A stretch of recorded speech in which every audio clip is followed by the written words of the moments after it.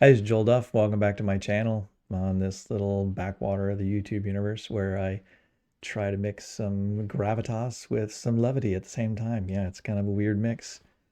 I do my best. It's serious topics, but we try not to take them too seriously.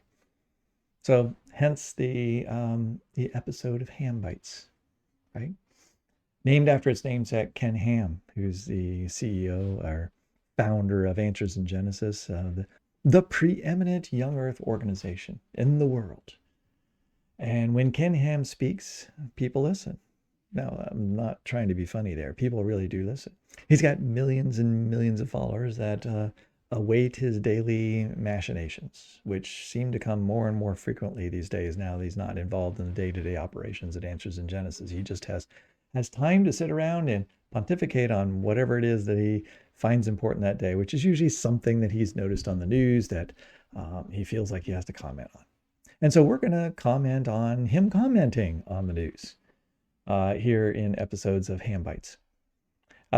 Promise, going to keep it fairly short. I've just got 3 slides here. Very short, little tiny blog post by Ken Ham a few days ago, in which he is concerned about the state of children and their upbringing in the Christian faith, specifically in the what is going to be called here the cornerstone beliefs of faith.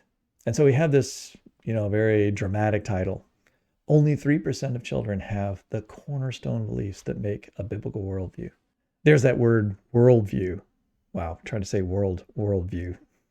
Word worldview, I can't even hardly put those 2 words together. There's that word worldview. Again, this thing that Ken Ham likes to say, and it's sort of it's a term you kind of say to other Christians to kind of identify yourself, like, oh, you have a biblical worldview? Oh, well, I also have a biblical worldview. We must be simpatico, right? We must believe the same things. Although rarely do 2 people with the same biblical worldview actually, actually rarely do they actually agree on a lot. But it is kind of a comforting term. Now, we're actually going to find out a little bit more about what constitutes this biblical worldview, at least in, I think, Ken Ham's mind. But let's just dig right into the, 120 words or something that's part of this blog post. It's been said that children have more or less developed their worldview by the time they're 13 years old. That's why it's utterly vital for parents and churches to tirelessly obey God's command to be always speaking the things of the Lord with their children, disciplining them in truth. But sadly, the vast majority of parents do not do this, and it shows up in survey results. So he's going to talk about a particular survey by the Cultural Research Center at Arizona Christian University. But before we talk about that survey, I want to talk about a more important survey company or a polling agency, the Barna Group, which Ken Ham has used many, many, many times. He has paid for the Barna Group to ask a number of different questions about young earth creationism and attitudes of people about young earth creationism and evolution, and use those to construct a number of different books that he has written. So he's relying very heavily to make his points, right? This is the proof of the problems in our society are based on these surveys that have been done by this particular group. That particular group is behind the very first statement here. Doesn't say that. There's no reference to it. But in fact, it's been said that children have more or less developed their worldview by the time they're 13 years old. Now, when I read that sentence, and I think probably when many of you read that sentence, it's like, it's been said. Well, it's been said by who, right? Sure, Ken Ham says that a lot. Where did he get that idea? Where did he get that idea that children by the age of 13 already have an established worldview? They already have an established set of principles or beliefs that they hold so strongly that they're unlikely to give them up for the rest of their lives, right? They have come to some kind of belief system which helps them shape how they perceive the rest of the world by the time they're 13 years old. It's been said that. Now, I can tell you where the it's been said comes from. It's been said comes from a single survey, a single poll done by the Barna Group. The Barna Group is a Christian, like I said before, a Christian polling group out of Ventura, California, not just more than a couple miles from where I used to live in California. And they provide this service where they survey Christians on a whole bunch of different topics. Well, actually, Christians and non-Christians. This is really across a number of different different religions, and they compare religions. And then they publish these things in articles. And then from those articles, the press picks those up and says, oh, look, only 6% of pastors believe this, or Christians say this versus other groups, or most Christians are in favor of, this particular policy or something like that. And then that becomes a rallying cry for so many other people. So what the Barna group discovers, dogs were just barking a moment ago, got me completely distracted, don't know where I was, saying something about the Barna group. Let's just sum it up as this. The Barna group is very influential because the data that they collect and the way they present it ends up influencing a lot of people. So they're the ones that wrote an article, some 10 years ago about how children by the time they're age 13 have sort of decided on their worldview, right? Their worldview is kind of set. Right. So if it isn't a Christian worldview at that point, then it's hard to make them a Christian after that. And if they do have a Christian worldview at that point, at least there's a chance to sort of hold on to Christians going forward after that point. So hence the strong emphasis of Ken Ham and his organization on getting parents the right materials in order to teach their children, and the emphasis on homeschooling and education and bringing up children in this, especially with the knowledge of a young earth creationism, because to him that is an essential portion, an essential part of being a Christian, is understanding the truth of young earth creation. All right, so that's going to lead me to looking at this worldview thing. Okay, let's look at this recent survey, because after all, that's what's in the news that Ken Ham wants to bring to our attention, the thing that he wants to tell his audience about. Well, the Cultural Research Center at the Arizona Christian University recently released data from a survey of 400 children. The survey sought to examine the prominence and belief of 7 cornerstones of a biblical worldview among adolescents. Those are children 8 to 12 years old. And what are those 7 cornerstones? I think we're actually going to learn maybe a possible definition of what constitutes a biblical worldview, in case you've ever wondered, what is this worldview thing that Ken Ham likes to talk about a lot. By the way, if you do a Google search on worldview, or like a Google Scholar search to look at what constitutes a worldview, that's not really a term that's in the parlance of most academics, right? It is a very kind of exclusive term to a particular group of Christians that like to use this particular word. See, again, I can't say that word, the word worldview. And so many of us wonder what that is. I say that as if I'm not part of that. I mean, I grew up and continue to be around a group of people that often uses that particular term. But to be honest, I'd have difficulty really defining it, writing down on paper what it is. It's sort of I have this gestalt feeling of what it is and what somebody means when they say that. And yet, if you were to ask me to draw out a couple bullet points, what are the major things you have to believe about the Bible in order to say that you ascribe to a biblical worldview? Let's go to the next page and find out. So here we go. Here are the 7 cornerstones, the 7 bullet points that were asked of kids 8 to 12. Right? We asked kids 8 to 12, do you ascribe to each one of these? And only if you said yes to all of these could it be said that these children have a biblical worldview. Now, after I read this list, you're probably going to be saying, well, I'm not actually surprised that only 3% of kids that were interviewed out of the 400 have a truly biblical worldview. Right? Because down here below, you see the survey found that only 3% of children embraced all 7 of these cornerstones. The majority only agreed with 1 or 2, rejecting or stating that they were unsure about the others. Right? As the survey report states, that doesn't bode well for adolescents building a stable foundation, which will lead to a robust and biblical worldview. After all, because Ken Ham's convinced by a previous Barna study from 10 years ago, which had a particular definition of what worldview was, which wasn't necessarily this definition. And that's the problem with these polls, right? Everyone knows that polls can be manipulated based on how you ask the questions. Um, but I just have to say one other thing about this survey from before about how by the time you're 13, your worldview is set, right? You're sort of like ensconced in a particular viewpoint on how to interpret the world around you. And I said I'm a little dubious about where that comes from. You know, this Barna Institute seems to have said it that that's the way it is, and of course Ken Ham treats it as it's been said, and the way he's saying that is kind of like everybody knows this truth, right? I'm not so sure it's true. I did a little Google search and did a Google Scholar search. In fact, I looked to see what academics have studied in terms of what shapes, right, people's viewpoints, and at what point in their life do they become kind of, we'll say, sort of, it becomes solidified in them to the point where it's very hard to change someone's mind about their core beliefs. When does that happen? Most of the things that I found suggest that that happens more like late teens, not 8 to 12 years old, right? Not by the time you're just a brand new teen, but probably late teens to early 20s.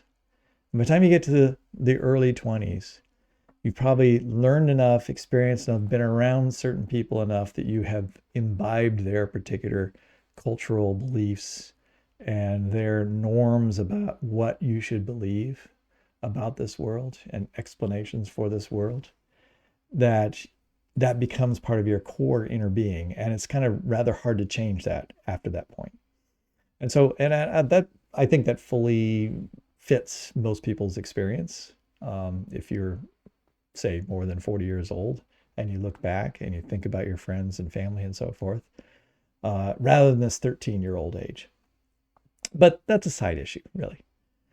Well, let's get back to the cornerstone. All right. What are the cornerstones of the biblical worldview?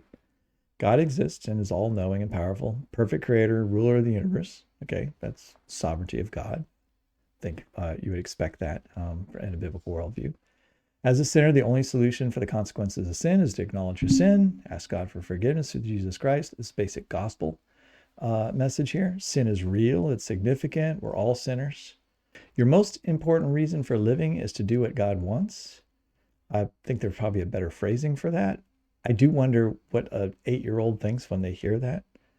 Right? How do they answer that, yes, this is part of what I believe? Or is this simply what I've been told and what I've been taught? That's the thing I don't like about this particular survey. 8 to 12-year-olds are asked about each one of these 7 different cornerstones of what makes a biblical worldview, and they're asked whether they agree with them.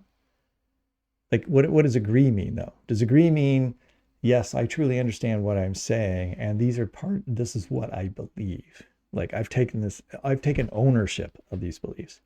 Or is it, these are 8 things I've heard of. I've heard people say these things, like in church or Sunday school. And, these are things that I know I've been taught, right? And I remember being taught those things. And therefore I can say, yes, that I have heard them, right? But not necessarily that you believe them. I think those are different things. So I'm not sure that this poll is getting at the differences between those two different positions.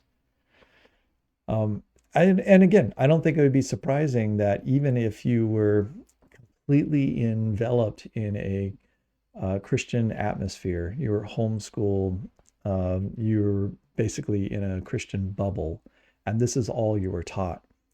Even so, going down this list of 7 things, I'm not sure every 12-year-old would be expected to say less, oh yeah, I check all those boxes. Like, those are all things that I believe. I could see where you might, well, is that really what I think? Even based on the phrasing here, I would have difficulty parsing, like, what do they really mean in some of these questions.